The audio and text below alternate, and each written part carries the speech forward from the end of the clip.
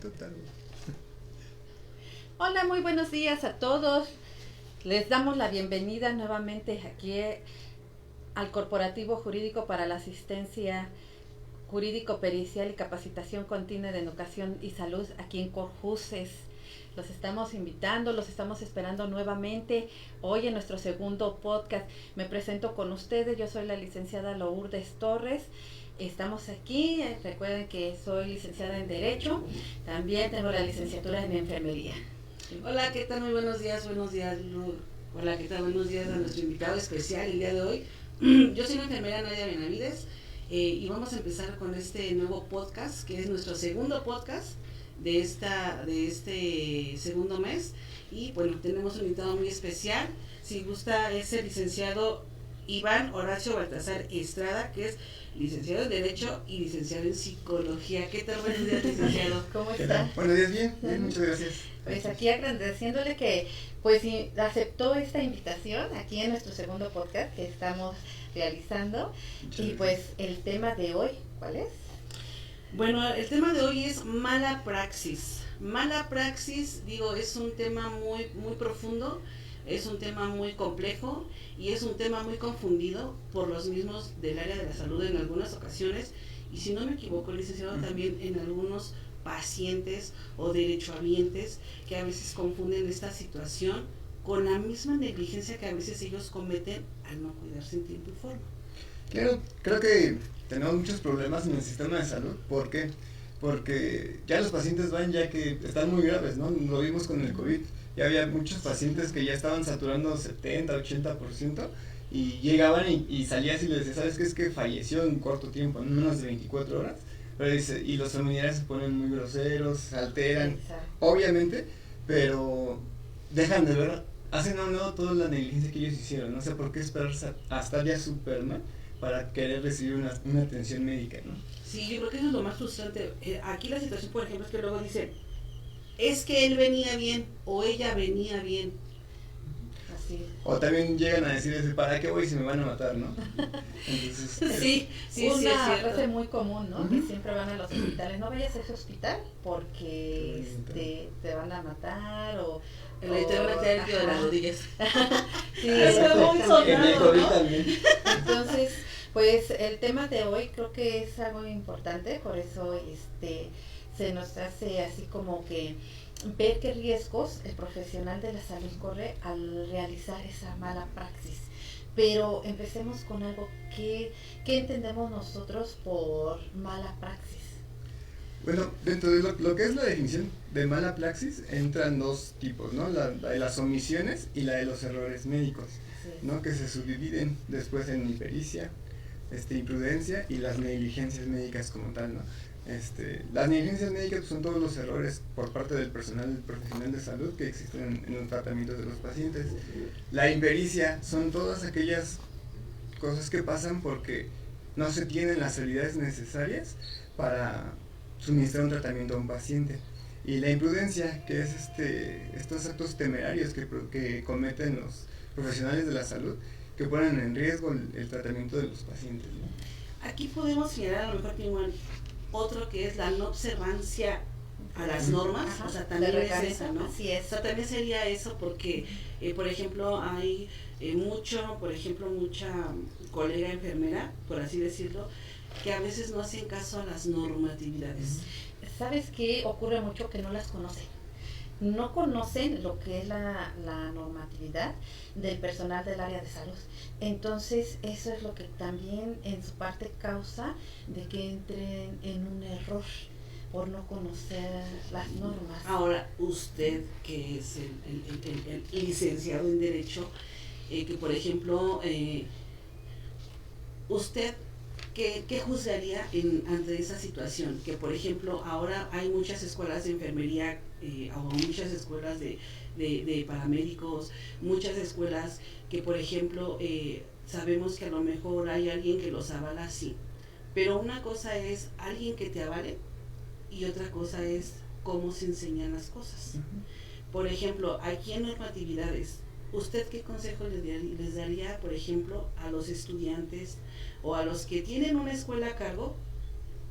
¿Qué le pondría más énfasis?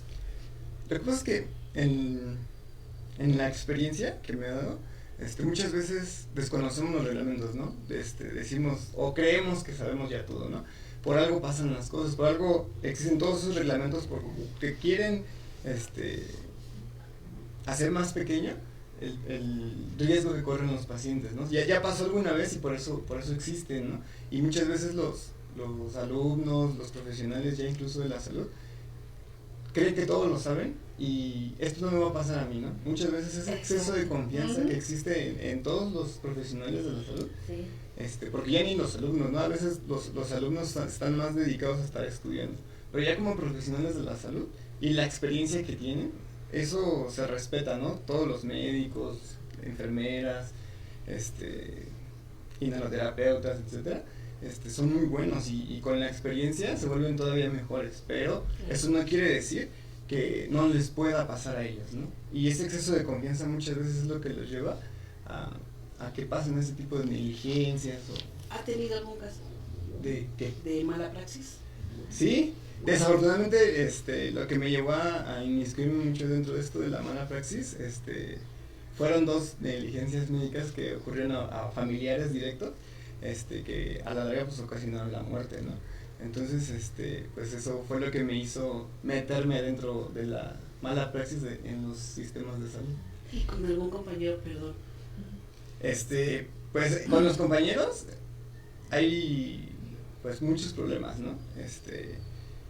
Muchas veces es por la inexperiencia que tienen, porque a veces tienen un contrato y son temerarios en hacer otras funciones, ¿no? O a veces por desconocer los mismos reglamentos hacen funciones que no les corresponden. Y por eso pasan muchos problemas de este tipo, ¿no? El tratar de ir más allá también es algo que puede afectar el tratamiento de los pacientes, ¿no? Dentro del sistema de salud, al menos en lo que yo he visto, que es más IMSS, ISSSTE y Secretaría de Salud, eso es lo que pasa, ¿no? Hay muchas compañeras, como que se volvió de moda la carrera de enfermería, ¿no? Se dieron cuenta que pueden cobrar muy bien, ¿no? Pueden tener salarios muy buenos, pero dejan a un lado esa preparación que también deben Perdóneme, tener. licenciado, aquí voy a diferir un poco. Ya cualquiera tiene un uniforme quirúrgico. Y digo cualquiera, no menosprecio a nadie, pero el tener un uniforme también tiene peso. Claro. No me dejará mentir. El portar una bata blanca o el portar un uniforme quirúrgico es mucho peso. Porque en el momento, por ejemplo, si alguien que no está en la rama, que no sea enfermero, enfermera, médico o médica o paramédico, que no tenga el uniforme, que tenga ahora sí que un uniforme que no es de la rama, es un problema legal. Claro. ¿Por qué? Porque si se llega a suscitar algún accidente o algo, te ven con el uniforme y en automático ella sabe, él sabe, ven, y al final, es que yo no me dedico a eso.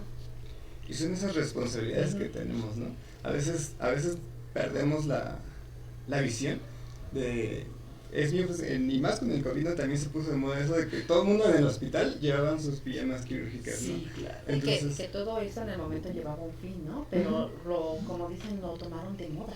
Y se quedó, llegó para quedarse, ¿no? Entonces llegas al hospital y los que te dan las citas médicas, todos los administrativos los ves ya de pijama quirúrgica. Sí. Y ya es así como que te sientes seguro, ¿no? Tú como paciente, pero realmente desconoces las habilidades que ellos puedan llegar a tener, Así ¿no? es.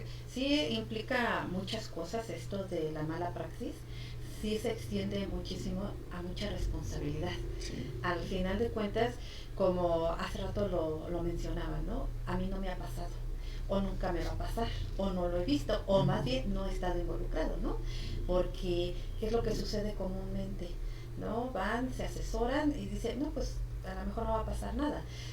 Yo les comento mucho, ahora con los medios de comunicación, tanto el familiar como el paciente ya están informados, no van a saber cómo se maneja lo que es, pero ellos ya googlean y te voy a demandar, ¿no? Por cualquier circunstancia te demando.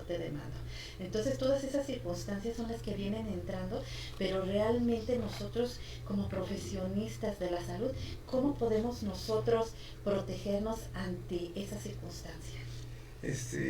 Yo creo que protegerse puede mucho en los expedientes clínicos, ¿no? O sea, todo lo que se registra dentro del expediente clínico, porque muchas veces llegan también los pacientes, con esto que dice del YouTube y las modas nuevas, Sí. Ya saben ellos qué tienen, ¿no? Ven sus síntomas, incluso hasta se pueden automedicar, y ya llegan súper mal al hospital, ¿no? Que es lo que hablábamos ahorita, ¿no? Sí. Y ya después, ya es tu culpa como profesional médico, ¿no? Tú lo hiciste mal, aunque ellos dejan a un lado el que ellos empezaron con, tal vez tenían un pequeño daño y ya con esa automedicación o con ese tutorial de YouTube ya lo hicieron más grande, ¿no? A lo mejor no tenía nada que ver con lo que ellos creían y ya cuando llegan, entonces ya tú lo mataste, tú lo hiciste o por tu culpa perdí una mano. ¿Y a eso cómo se le llama, licenciado?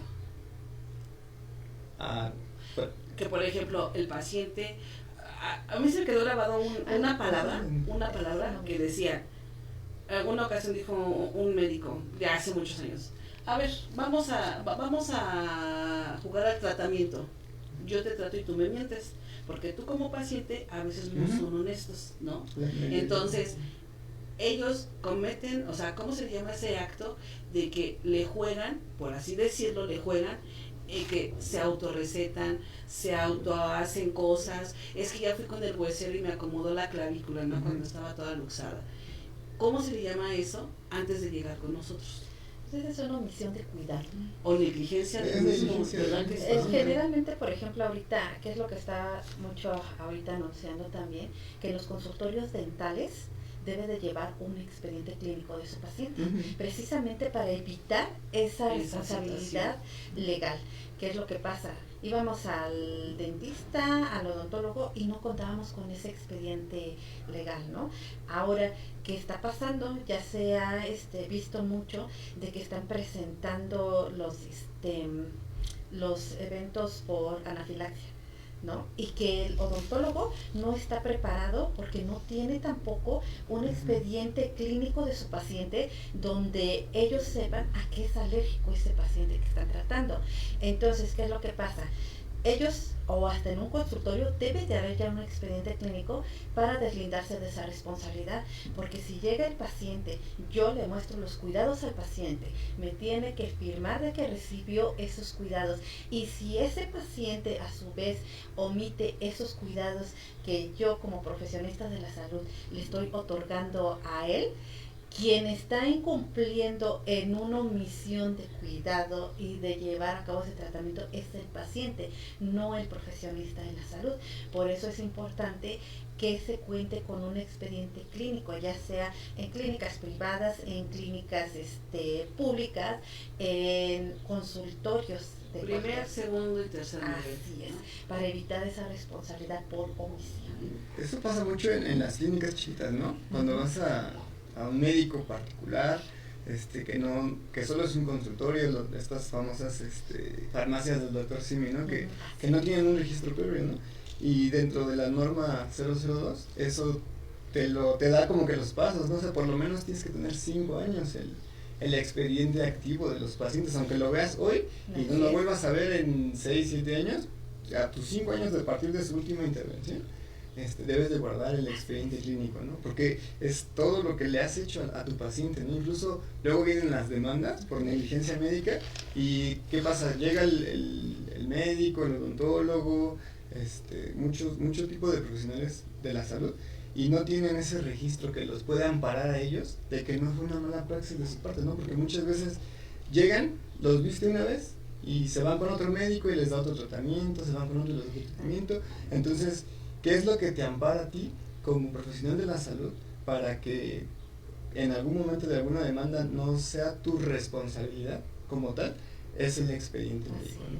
El expediente clínico, por algo es, ¿no? Por algo tienes que tenerlo, porque ahí tú tienes tus apuntes de todo lo que le realizaste a tu paciente, ¿no? Porque igual te puede decir, no sé, tú no me dijiste que tenía cáncer, pero conmigo viniste a una consulta porque tenías fiebre o porque tenías gripa, entonces no viene relacionado la gripa al cáncer que tenías, ¿no? Entonces no tenía todo lo necesario para poderte dar un tratamiento más amplio a lo que tenías, ¿no? Que sí puede ser, que ya lo padecías en el momento en el que pasaste conmigo, pero si no te atendí por eso, no tengo ninguna responsabilidad ante los padecimientos que tú puedas llegar a tener después, ¿no? Y al no tener un expediente, médico o clínico de tus pacientes, ellos pueden decir, yo tengo aquí mi consulta, tengo mi recibo de que pasé contigo y tú no tienes cómo ampararte de que no me trataste de eso que hoy te estoy culpando, ¿no? Y se vuelve un problema muy grave. Y sobre todo los registros, ¿no? Que los registros y la exploración física que se le hace al paciente, porque desafortunadamente ahora que yo fui a consulta, así como que de lejitos, y dije, ay, o sea, ya me hicieron mi resumen de urgencia. Es que tenía visión escáner. Por Bluetooth yo dije, ¿no? Que nos estaban, pero nada más así, ¿dónde te duele? ¿En qué parte? Y así como que, ¿dónde está la exploración física de tu paciente? Si no haces una exploración física, ¿cómo vas a realizar una nota médica de urgencia? Y aquí es donde viene el problema, que no hay registro clínico de un paciente, ¿no? No sé, a veces nos quejamos tanto del exceso de trabajo, pero se nos olvida la parte donde nosotros nos va a dar protección. O sea, es que decimos, a nosotros nos enseñan a realizar una exploración física y escribir todo lo que vemos del paciente, pero ¿dónde está quedando esa parte? Porque podemos tener mucho trabajo, pero se nos olvida que esa es nuestra protección, ¿no? Porque, bueno, no me dejarán mentir qué es lo que pasa en un juicio, qué es lo que nos va a servir a nosotros como profesionistas de la salud para una buena defensoría. Pues todo lo que tienes en la experiencia. Así es, y si no hacemos una exploración física, si nosotros omitimos algún paso para hacer nuestros registros correctamente, ¿cómo vamos a nosotros a defendernos si no lo hicimos? No podemos llegar ante el Ministerio Público o un juzgado y decir, no, pues es que yo le pregunté y no me dijo, sí, pero tú, ¿qué exploración realizaste y no hiciste tu nota, ¿no? De urgencias, que es lo que yo he observado mucho, que faltan muchos registros de ese tipo. Pero es que también la población está muy... Sí, lo que pasa mucho en las instituciones públicas, o lo que yo he llegado a notar, por ejemplo en el IMSS, son expedientes ya electrónicos, ¿no? Sí. Y llegan muchas veces los pacientes y se ponen fúricos porque, híjole, ¿qué crees?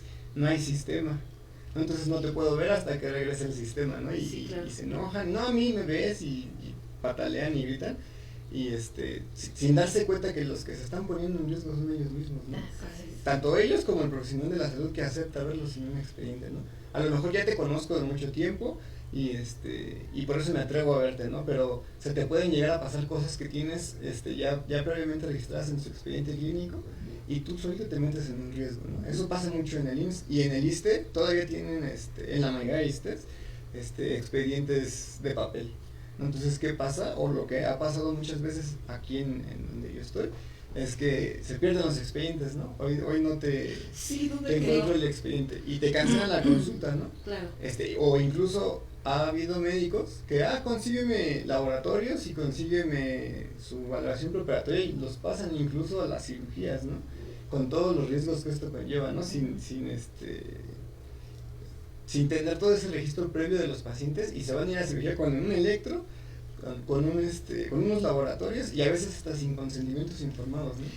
Y eso es el problema. Después, a la larga, te pasó algo que no previste dentro de la cirugía, buscas el expediente y no está, ¿no? Entonces, ¿qué es lo que pasa? Ni siquiera tienes un consentimiento informado en donde le avisas al paciente qué le vas a hacer, a los familiares qué le vas a hacer, cuáles son los efectos secundarios que puede llegar a tener, cuáles son los efectos que esperas para su mejor tratamiento que va a tener la cirugía. O sea, el consentimiento informado a veces es muy importante y sí hay médicos, a mí me ha tocado verlo, que se avientan a hacerlo sin nada de eso, ¿no?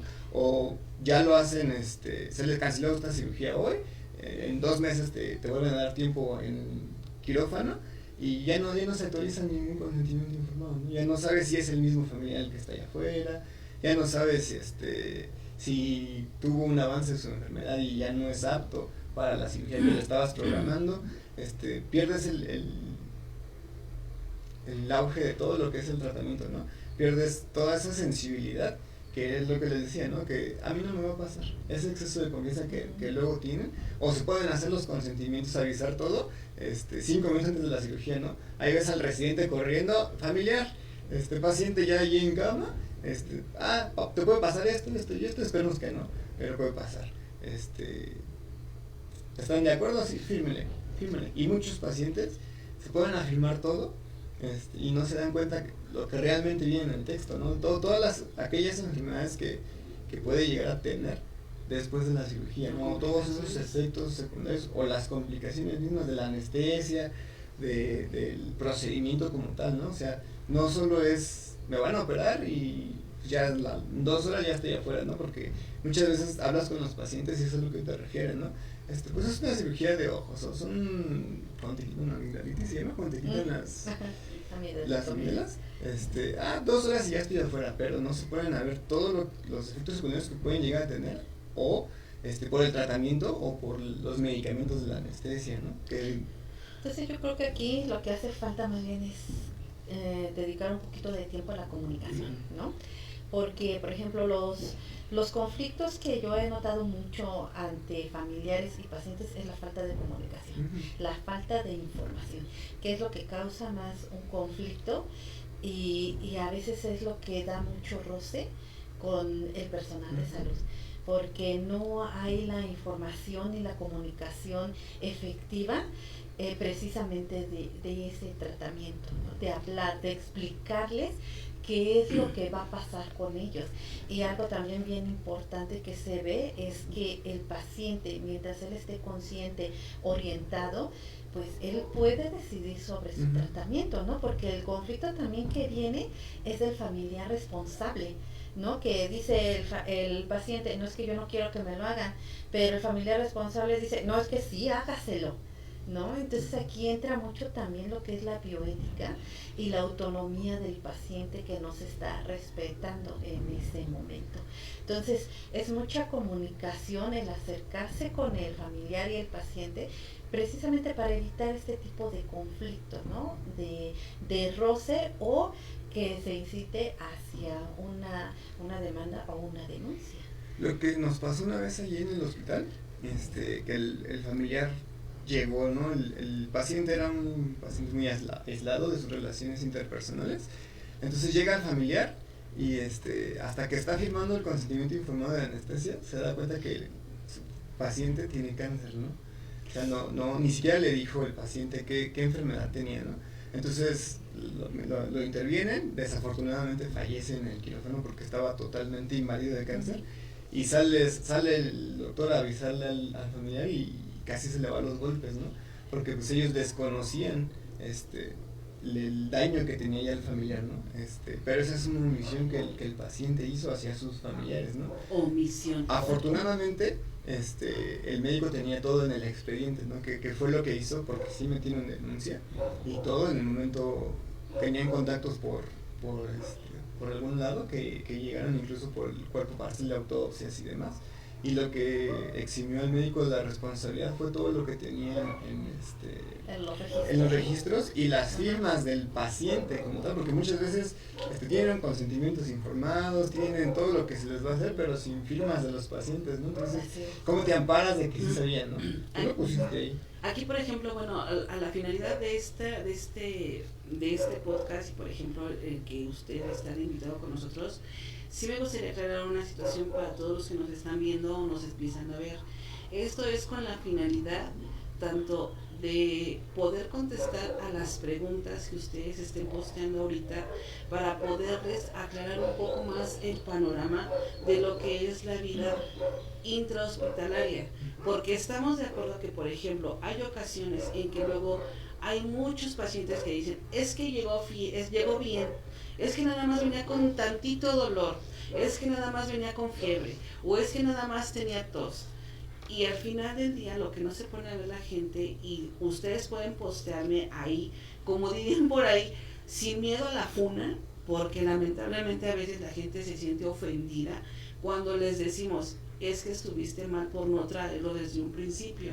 Ha habido pacientes, ha habido familiares que llegan después de 3 días, de una semana, y si no, si hay profesionales de la salud que nos están viendo, reaccionen con un corazón si no es verdad, más bien que es verdad, que llegan con días de evolución atrasado y ya van cuando ya están deshidratados, cuando ya tienen el dolor intenso, cuando ya el niño ya les convulsionó, y es increíble que dirían, estamos en una época 2000, la época actual, en la que lamentablemente dejan pasar muchos síntomas, y ya cuando llegan con nosotros, quieren que nada más hagamos esto, y ya están en la paz. Milagros, ¿no? Entonces, dirían por ahí, a mayor te tardes en llegar a un hospital para ser atendido con tu patología, con tu enfermedad, a mayor te tardes, más mayor vas a tardar en recuperarte. Porque no podemos, por ejemplo, ¿no? Con una, a lo mejor, con una crisis hipertensiva, que ya no se dice crisis hipertensiva, ahora quieren que ya se baje la presión así para que siga chambeando, ¿no? Y no es así. Porque por eso. No, ya llegan de hecho complicados, ¿no? La mayoría ahorita llega en una sintomatología, o nos hemos percatado que no llevan un tratamiento adecuado, no siguen el tratamiento, ¿no? La omisión de sus propios cuidados. Entonces ya cuando llegan al hospital, pues quieren seguir su tratamiento cuando ya hay alguna complicación, y es lo que muchas veces no entienden. Pero aquí es donde viene nuevamente la comunicación y la información hacia los pacientes y familiares. Muchas veces también pasa que desconocen las capacidades que tienen las médicas, ¿no? Con esto que se puso de moda, que estamos en el sistema a veces no prevén ellos que okay, sí, pero la saturación del mismo te va a dar una cita en 3-4 meses que no previste, ya llegaste súper mal, y luego el número de pacientes hacen 2 o 3 meses tratamiento va teniendo esa complejidad, y tu enfermedad va avanzando, pero es lo que también como paciente deben de prever, o sea, esa saturación que fuera desde el momento en que te sientes tenemos más oportunidades de ayudarte con óptimo tratamiento, pero si ya vas con la enfermedad muy evolucionada, desafortunadamente, o la mayoría de las veces puede hacer mucho, y eso es lo que a veces ellos desconocen tal vez. Híjole, es que sí, como que lamentablemente hay buenas cosas y hay cosas que son muy evidentes. Por ejemplo, a veces podemos entender la parte que a lo mejor dirían algunos pacientes que esta pena es comprensible. Y yo creo que aquí también entra la empatía de cada servidor, de cada profesional de la salud. La entiendo, vamos a ir poco a poco, ¿no? Y o sea, hay compañeras que son muy grandes, hay compañeras que por el flujo de gente que ya se acabó el COVID, y yo sentí que había un mar de gente viniendo encima de nosotros con muchas patologías rezagadas, ¿no me dijiste? Y aquí es cuando empieza todo este pleitazo, es que tú me atendiste mal, y nosotros así como que todo en venir, es que no me pusiste bien el medicamento, es que usted era alérgica y no me dijo, o sea, parecieran como un juego de dimes y diretes, como se dice vulgarmente, pero lamentablemente no hay buena comunicación. Y aquí yo diría para poder no tener una mala praxis, empieza desde el filtro del paciente, ¿no? Que a veces dirían por ahí, desde que se checan signos vitales, la entrevista. Yo me he topado con muchos pacientes, son pocos en realidad, pacientes hombres que dicen, a mí no me gusta venir a consulta porque siempre me están preguntando cosas. Y yo, es que cosas personales para darle una mejor atención, se vaya mejor de lo que usted vino mal, Entonces, ¿no? Aquí lamentablemente hay muchas situaciones de esa parte en la que ya hay mucha gente que ya no confía en las personas de la salud, confía en la comadre que es bueno, pero digo, a veces también se llegan a tocar, y por ejemplo lo que son intoxicaciones por todo el menjurjerio que luego a veces se hace, y desde ahí a nosotros nos ponen en jaque. Porque en lugar de atender su neumonía o su bronquitis, acabas atendiendo la intoxicación que se produjo porque no hizo lo adecuado.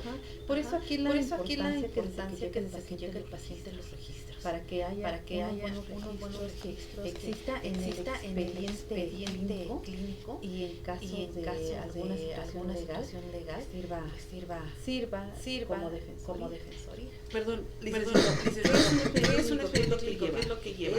Es la hoja de consentimiento informado, la historia clínica con indicaciones, hoja de enfermería, consejería, conformado, todas las cuestiones que son, por ejemplo, de laboratorio, rayos X, todos los resúmenes médicos y todo lo que se pueda ir anexando, aunque sean estudios que se les realizan los que sean fuera, todo lo que sea relacionado en cuestión de salud del paciente, y sobre todo las notas médicas y de a veces yo siempre lo he dicho, ¿no? La mínima duda, por muy absurda que sea, saca de nuestros problemas, ¿no? Si por ejemplo, un ejemplo, usted va a consulta y porque se siente mal, dolor de cabeza, vómitos, una deshidratación con diarrea. No nos esperemos que nunca. Pero si usted le dice, necesitamos ponerle un suero, lo vamos a pasar, le ponemos un suero. Está bien o está mal que también se firme el consentimiento informado, si nada más va a estar 2 horas. Pues en teoría debería ser lo óptimo, ¿no? que ellos supieran todo lo que se va a realizar. Pero a veces lo sustituyen con las firmas. Ok, aquí está tu nota, fírmame. ¿O la receta? No, la receta no. Porque en la receta no le estás avisando por qué se lo estás haciendo. Y en la nota médica o los médicos ponen indicaciones. Ahí sí ya viene más detallado por qué lo estás haciendo. ¿Y qué es lo que y cuáles los posibles efectos secundarios que pueda llegar a tener, ¿no? Muchas veces en un litigio eso es en lo que haces énfasis, ¿no? O sea, que aquí el médico sí te avisó. Esto podría pasar. Que me queda claro, ¿no? Avisándote de eso, el consentimiento informado solo te exime de lo que es innato del tratamiento que le estás dando. Existen diversos errores que pueden existir dentro del tratamiento, no solo en una cirugía, ¿no? Estando en urgencias, muchas veces vemos en los sistemas de salud que les ponen los centrales de urgencias, con todo lo que esto conlleva, ¿no? El riesgo de infección pueden llegar los pacientes, pero muchas veces lo hacen por la urgencia. Por eso que regresamos al punto de hace rato, ¿no? Ya van bien complicados, ya no tienen tiempo para pasarlos a darles un quirófano y ponerles el catéter en quirófano. Entonces lo terminan poniendo. Muchas veces es por culpa de los pero muchas veces también es de esos compañeros que tienen esa confianza de no va a pasar. Pero a la larga central dictado, todas las enfermedades que le pueden traer al INDE, ¿no? Lejos de cualquier beneficio que pueda tener, se lo pongan, va a ser más arriesgarlo, atreverse a hacerlo. Que aquí entra como importante, ¿no? También la negligencia por acción. En este caso, como lo que estoy colocando el catéter, causa una infección, es por la acción que estoy haciendo, no tanto por la omisión. Y aún sea, por ejemplo, duda, porque digo, está comunicado para aclararnos dudas, por favor, escríbanos por favor, para que podamos aclarar sus dudas. Aún así sea, por ejemplo, que llega a pasar, pásale esto, no sé, intravenoso. Ahí que puede ser, o sea, ¿cómo podemos amparar? Porque hay reacciones adversas a corto y a largo plazo. Entonces aún sea un medicamento y para el dolor, que a lo mejor hay pacientes que nunca en la vena, que nunca esto. Y a veces se llegan a sugestionar, a veces no nos estamos ayudando. Saben que los estamos como que poniendo cosas que a lo mejor desconocían, porque a lo mejor habían pasado de eso, pero siempre hay una primera vez. Entonces aún así sea, por ejemplo, medicamentos en avena, así sea un suero para hidratación en una hora, debe de haber conformado o no debe de haber conformado, porque luego a veces es como que un tema de conversación entre los mismos que trabajando, somos activos, es que pasó esto con este paciente, no se le hizo, yo nada más le pasé los medicamentos, pero ahora resulta que denunció por tal situación. O sea, ¿qué tanto podemos ampararnos nosotros en ese? Depende mucho de la urgencia de los pacientes. A veces tienes el tiempo de hacer todo en regla, ¿no? Pero a veces no. Los pescados un accidente, o que llegan a choque, y ya tienes que resolver, que actuar ya con el. Por eso es muy importante todas las notas médicas, las indicaciones médicas que dejan los médicos a cargo. Eso es de vital importancia. Muchas veces cuando llegan de accidentes o llegan solos, no te pueden decir lo acepto o no lo tienen que hacerlo. Recuerda que siempre es prioridad el salvaguardar la integridad del paciente, inicialmente órganos, sus extremidades y la vida. Siempre es el máximo beneficio de todos los tratamientos deben de ser así. Hay veces que puede hacer que digo todo con regla, llegas, se va a operar, le das seguimiento, sus laboratorios, todos sus citas en tiempo, lo programas y se opera. Pero muchas veces se tiene que hacer urgencias, ¿no? Y ni siquiera hay un familiar responsable, pero la urgencia de los pacientes, que los médicos o todos los que estén involucrados del paciente tengan que tomar decisiones, y ya después se tendrá que hablar con los familiares, muchas veces transfunden a pacientes que son que no pueden ser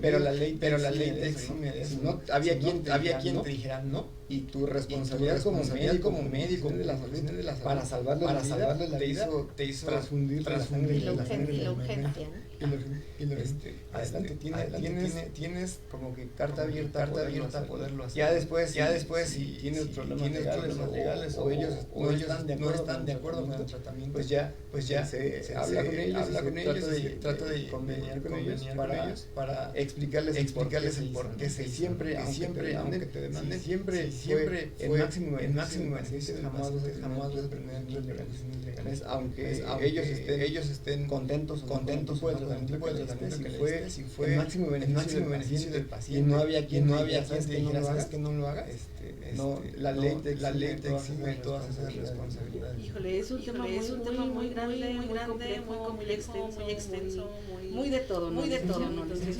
vamos a pasar al momento de las preguntas. No es cierto, Roma. Digo, ¿qué considera legalmente como mala praxis en el ámbito de la salud? Como mala praxis. Pues son todos los errores, como omisiones de los profesionales de la salud dentro de la atención primordial. ¿Cree usted que hay algún que diga es que a lo mejor hay un turno, ya que es matutino, nocturno, jornada acumulada o no semanas de semana? ¿Hay alguna estadística que diga que hay un alto índice de errores en el turno especial? No. Pues sí, al menos en el ISSSTE sí hay ese porcentaje que llega, porque hay menos personal en el turno. Eso influye, hay veces y lo hablamos con las compañeras, porque tienes un turno privilegiado, ¿no? La jornada acumulada, sábados, domingos, días, o turnos no que van cada tercer día, y a veces si su horario es de 6 horas, pues van 5 veces nada más. Sí, tienen un beneficio, pero ellas fueron para eso. Y llegas ¿sabes que te toca 12 pacientes? No llegó tu contrato. Tocan 15 pacientes. Entonces se hace un riesgo más para todas. ¿Cuánto tiempo para regresar a cada paciente? Tienes 11 horas de trabajo, tienes 15 pacientes. Involucra que no puedas ni una hora con cada paciente. Claro. Y es donde desafortunadamente ellas al aceptarlo se vuelven responsables de todo lo que va a pasar. Enfermero paciente. Y lo desconocen muchas veces dices, ¿cuántos pacientes? Les preguntas a las compañeras enfermeras, ¿es tu máximo? Puede llegar a tener, y lo desconoces. No, y algo importante que también están mencionando ahorita con el paciente, porque muchas veces nos dicen, ¿cuántos tengo? 12. Pero de esos 12 pacientes que tengo en piso, para ti son pocos. Sí, pero esos 12 pacientes son muy graves, que no solamente es el hecho de decir tengo 12 pacientes, sino qué diagnóstico tiene cada paciente, cuánto tiempo se le dedica a cada paciente para dar un máximo de cuidados esenciales o de seguridad a ese paciente. Cuando no se puede, no nada más tengo 12, sino sí tengo 12, pero de esos 12 tantos graves, tantos tienen tal procedimiento, tales tienen otra cosa, que se les dedica tanto el cuidado a ese paciente, que a veces por cuidar a un paciente se descuida el otro, ¿no? Que nos ha pasado de que tenemos tantos pacientes en lo que estoy viendo el paciente grave, el paciente a lo mejor que no que llegó encefalópata, ya se levantó aparentemente tranquilo,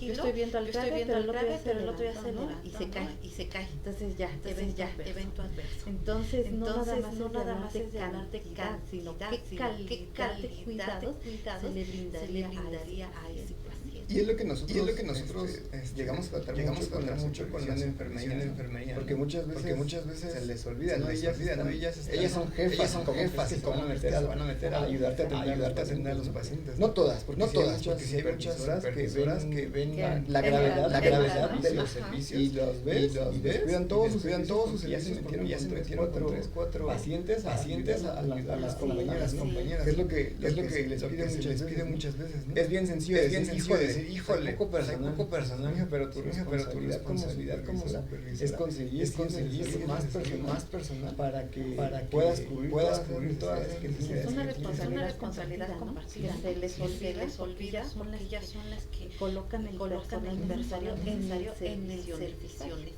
Y es lo que la coordinadora del hospital cubre mucho, ¿no? Es que incapacidades, es que entonces es lo que nosotros hablamos, pero tu capacidad que puedas gestionar. Porque puede pasar una vez, híjole, llegaron 3 y yo tenía como mínimo 5, ¿no? Entonces ahí sí ya no estoy, pero aún así tienes que tener la capacidad para resolver, ¿no?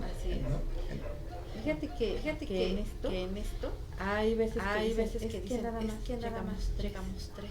No, sí, pero tienes que recibir todo el servicio. Material, ropa, controlar rojo, etcétera, todo, ¿no? Entonces, ¿qué es lo que pasa? Tú tienes que recibirlo y así se queda. Entonces muchas compañeras se empiezan a pelear, ¿cómo no me vas a mandar gente? No hay personal, no hay, no hay. Entonces me dice, es que te vas a quedar así. No tengo problema, solamente hago mi oficio, lo registro, lo reporto y se le hace lo que se pueda a los pacientes. No me puedo dividir ni hacer, pero siempre hacer los registros y los avisos correspondientes. Que no vamos a poder hacer tantos pacientes. Y muchas veces te eximen muchas veces, ¿no?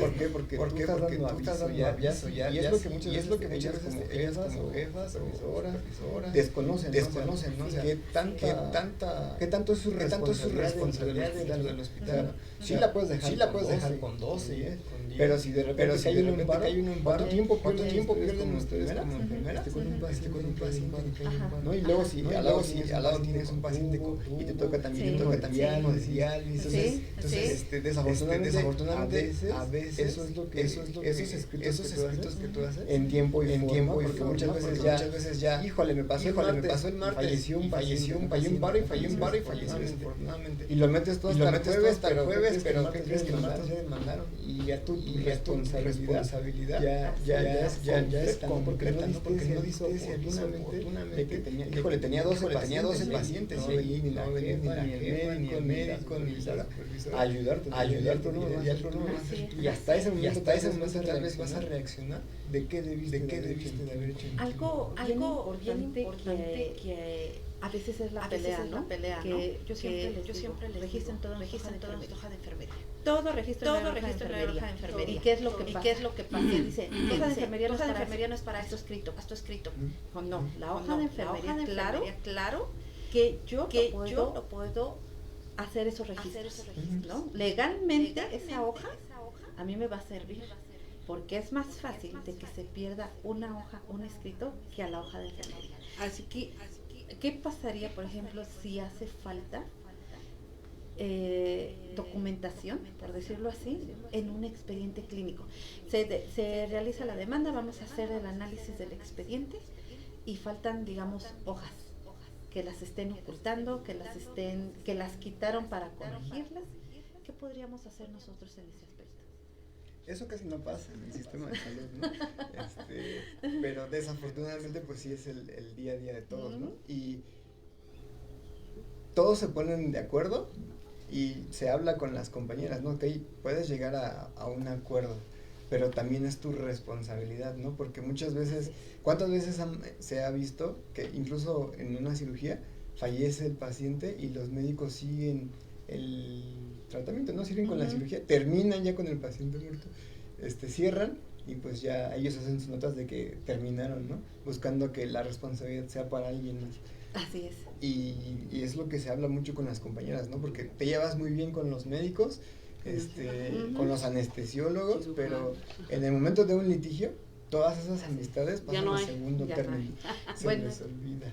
Ya para ir terminando, dar cierre ya podcast, se nos pasó muy rápido el tiempo. Son muchas cosas de las que podríamos hablar sobre este tema. Pues queremos agradecerte la invitación.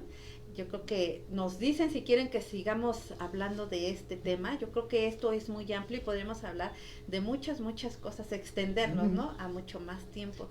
Todavía tenemos como unos 10 minutitos más. Otros 10 minutitos más. Otra pregunta, por ejemplo, hablaban del papeleo, así, que sean preguntas rápidas con respuestas rápidas. Por ejemplo, en caso de que no haya material, en caso de que no haya medicamento, ahí en la nota de enfermería o, por ejemplo, en los partes de servicios, a lo mejor con los paramédicos, por ejemplo, porque los que estamos, por ejemplo, extrahospitalarios, los que están ahora sí que en friega, pues son los paramédicos, ¿no?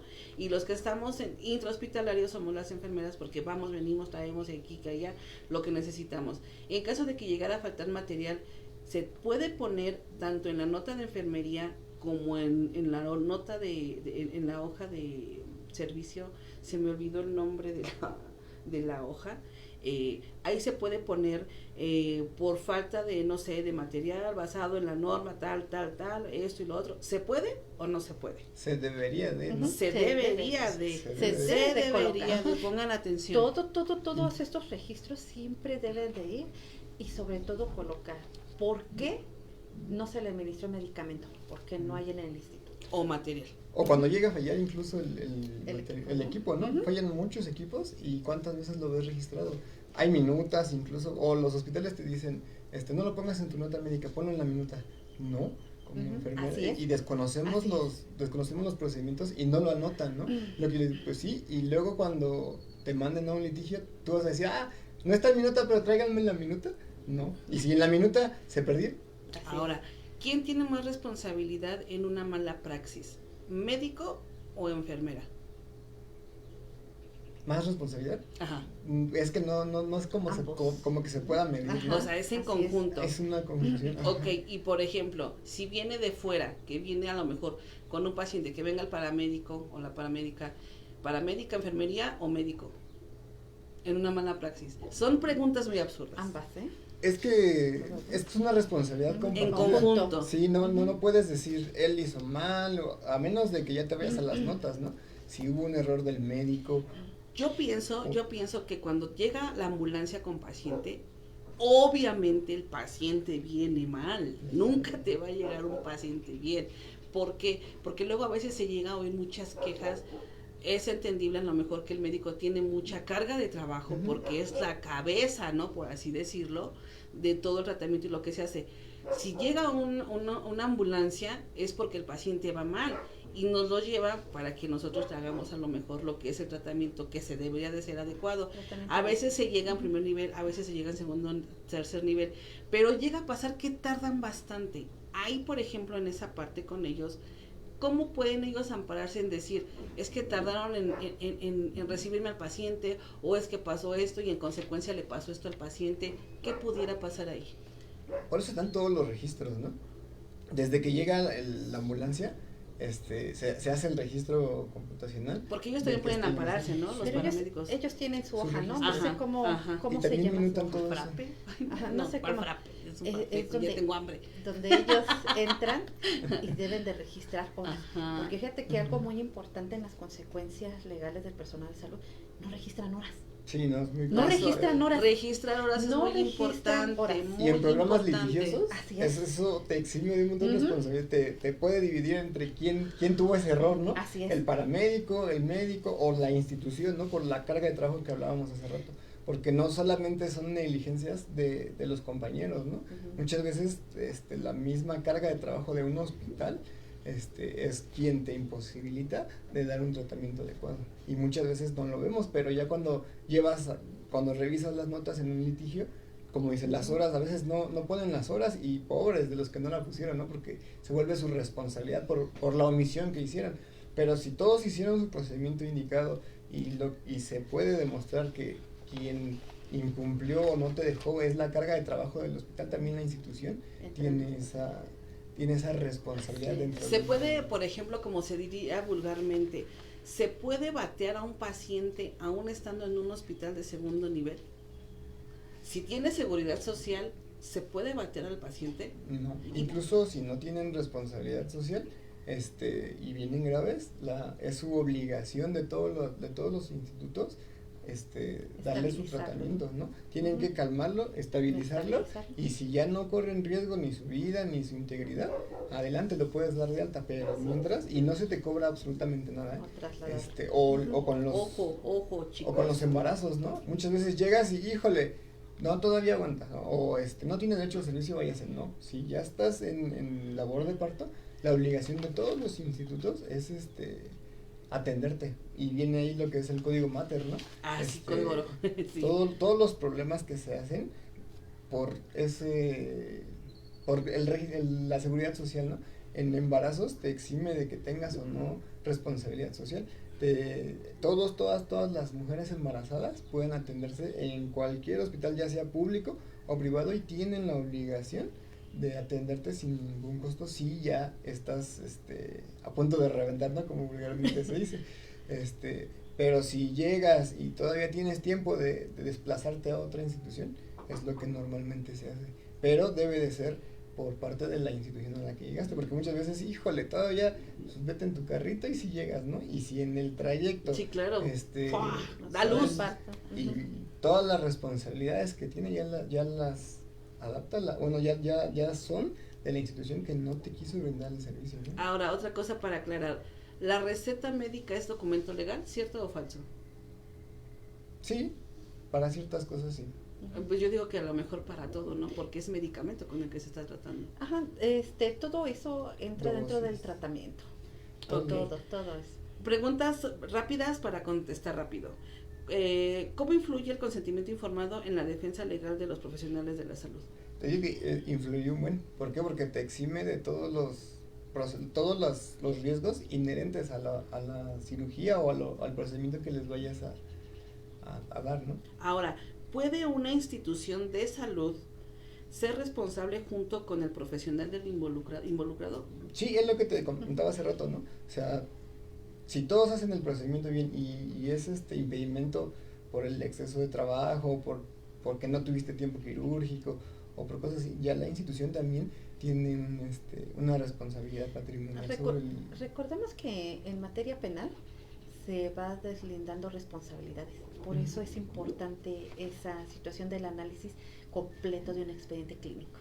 Y también viene lo que es responsabilidad patrimonial, ¿no? De las instituciones gubernamentales en el país.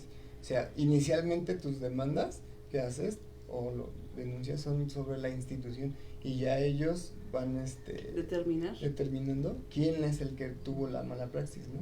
Ahora, una última pregunta, ya unos 5 minutitos. ¿Qué medidas preventivas recomienda para reducir el riesgo de una mala praxis?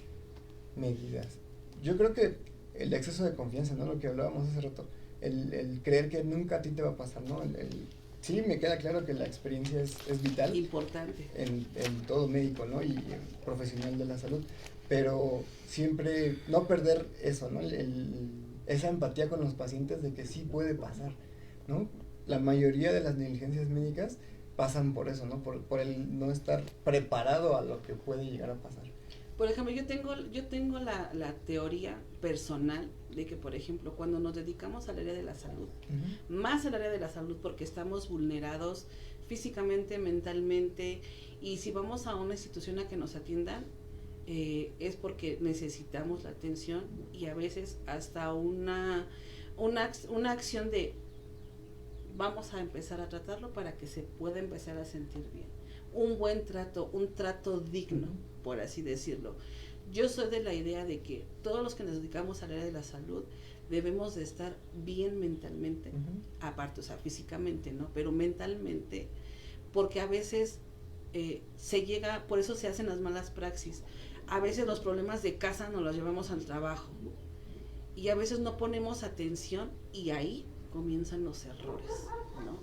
O sea, estar bien a lo mejor, no es que estemos felices todo el tiempo en nuestras casas, pero sí una estabilidad mental, eso es individual de cada profesional de la salud, porque cuando a veces van mal, híjole, no sé si les ha pasado últimamente, digo, me he dado a la tarea, hay un canal, hay una televisión de paga, no voy a decir nombre, que saca, por ejemplo, documentales de El Ángel de la Muerte, la enfermera o el enfermero que mató no sé a cuántos, o sea, por ejemplo, en lo personal, no todos los enfermeros hacemos eso, o las enfermeras, ¿no? Y lamentablemente se está llegando a una época en que ya la gente se está comiendo todo eso, porque la televisión tiene un poder tan impresionante que por eso a veces llegan con nosotros a la defensiva. Y cuando empezamos a tratarlos, es así como de, es que ustedes me quieren matar, o sea, no es eso. Y como usted lo decía, el exceso de confianza. A veces dicen, pásale esto, pásale el otro, pásale aquí, pásale allá. Y no nos damos a la tarea de tener a lo mejor el tiempo adecuado para poder administrar el medicamento para ver si hay alguna reacción. Entonces yo creo que a lo mejor es un conjunto de que cada profesional de la salud debe de estar con los pies en la tierra para poder atender tanto las necesidades del paciente como también las nuestras. Yo creo que implica muchas cosas, ¿no? Porque como en todos lados, ¿no? Hay personas malas y hay personas buenas, ¿no? ¿Cuántas veces vemos a compañeras, por ejemplo en pediatría, que ellas compran vaselina, compran pañales, compran toallitas, sí, yo soy esa. O en urgencias y demás, que no hay materiales y las mismas compañeras de su bolsillo sí, nosotros lo compra para darle un mejor tratamiento a los pacientes, ¿no? Porque sí, me queda claro que hay deficiencia, ¿no? Y problemas con los pacientes, ¿no? Y con los compañeros también, pero también esa parte humana de esa empatía de muchas compañeras que de su bolsillo, y no son materiales de 100 pesos, hay materiales carísimos que las compañeras lo compran de su bolsillo para dar un mejor tratamiento a los pacientes, ¿no? Y muchas veces perdemos la vista de todo eso, ¿no? Hasta las mismas jefas, ¿no? Tú haz tu trabajo y ya, y vete, ¿no? Sí. Pero hay compañeras que sí dan ese plus, ¿no? Que son la mayoría, ¿eh? La mayoría te paras en un hospital y dan ese... ¿Cuántas veces vamos a los servicios y no han comido, no han tomado agua? Todo les pasó y siguen ahí al pie del cañón. Se ponen la camiseta, ¿no? Como todo el mundo dice. Y a veces se nos hace... Es tu responsabilidad, no es tu trabajo, ¿no? Eso es lo que ellas aportan de ellas mismas, ¿no? A un máximo beneficio a los pacientes. A comprar nuestro equipo, porque simplemente no es, ahí está tu Bama, ahí está tu estetos, un oxímetro y un termómetro, sí, pero yo tengo 5 pacientes, o sea, lo que lo ocupa ese equipo una compañera, si somos 5, ¿cuándo voy a checar los signos vitales, no? Entonces, no, nosotros compramos nuestro propio equipo para poder trabajar con nuestros pacientes y darle una mejor atención. Porque si tengo un paciente grave, yo necesito el equipo constantemente, estar valorando signos vitales. Cuando con un equipo, pues no lo podemos tener para todos los pacientes, o los glucómetros, ¿no? Que hay que estar comprando las tiras reactivas, porque si vemos un paciente mal, tenemos que checarlo para la urgencia. Pero con trabajos hay sábanas, ¿no? Al menos en el ISSSTE se supone que cuando entras te tienen que dar un kit de todos estos equipos que ocupas, ¿no? Y se tiene que regresar y vas en la mañana otra vez por él, y eso es lo que se debe de hacer. Pero sinceramente eso nunca pasa, o se descomponen o ya están todos descompuestos y demás. Entonces, ¿qué es lo que hacen las compañías, como dices tú? Todo el equipo que llevan es de ellas, y luego hasta tienen problemas, ¿no? Porque pero pues como es de la misma marca de los que están aquí, ya te lo robaste. Y muchos los marcamos y con tela, ¿no? Luego traemos las bolsitas y nos dice supervisión, es que no debe de ir en su carro. Sí, pero es mi equipo, ¿no? Es lo que yo traigo para trabajar con mis pacientes, porque aquí no hay. Y si lo hay, se pierde, ¿no? Y más luego cuando llevamos estudiantes, se suele perder mucho, o se lo prestan. Una vez nos pasó el caso de que prestan el glucómetro los estudiantes de un servicio a otro, y nosotros no puede ser, pues nosotros se pierde el equipo, se pierde, quien lo paga somos nosotros. Sí. Entonces nosotros debemos de cuidarlo, y a la vez pues no queremos ocupar el del instituto, porque en primera no hay, se descompone fácilmente, ya no lo repone. Mejor cada una de nosotros decidimos pues traer nuestro propio equipo. Y a veces no le damos la importancia necesaria a esto, ¿no? Porque por ejemplo, al menos en el ISSSTE sí te dicen las condiciones generales de trabajo, ¿no? Si el instituto no te dota de todo tu instrumento o material necesario para atención a los pacientes, tú puedes negarte a trabajar, ¿no? Entonces, muchas veces no le damos esa importancia. Yo lo compro, yo lo hago. Y cuando tienes un problema, todos ellos te dejan solo. Sí, te dejan solo.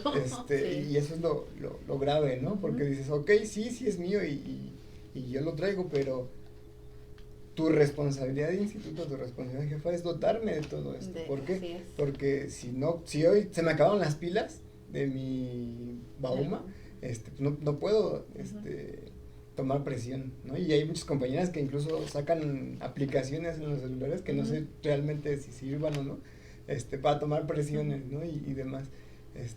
Y eso, pues como paciente, a veces lo perdemos, ¿no? De vista, el ver todo lo que los profesionales de la salud también invierten de su propio bolsillo para las mejoras de los servicios. Entonces, digo, aquí estamos para aclarar las dudas, estamos para ampliar un poco más el panorama de todas estas temas que vamos a empezar a dar. Yo le quiero agradecer al licenciado por haber aceptado nuestra invitación. De verdad le agradecemos que ya se haya desmañanado, porque luego a veces hay guardias muy pesadas o el trabajo es pesado. De verdad se lo agradecemos mucho.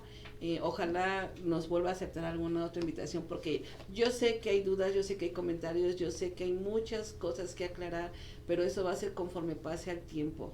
Escríbanos qué quieren, qué otros temas les gustaría que habláramos también en su espacio de ustedes, porque al final también es para ustedes y por ustedes. ¿Qué es lo que más les gustaría que les aclaráramos? ¿Qué otros temas? Y de verdad, licenciado, muchísimas gracias por haberse tomado su tiempo. De verdad, un placer el haber coincidido en este tiempo con usted y sobre todo lo que nos aclaró. A sus órdenes. Quiero agradecerles también. Quiero que nos sigan, que nos ayuden a compartir, que nos sigan en nuestra página, invitarlos a que se inscriban también en nuestros cursos. Ahorita vamos a hacer un diplomado, va a tener comienzo para el 27 de este mes, sobre protección legal en el personal de salud.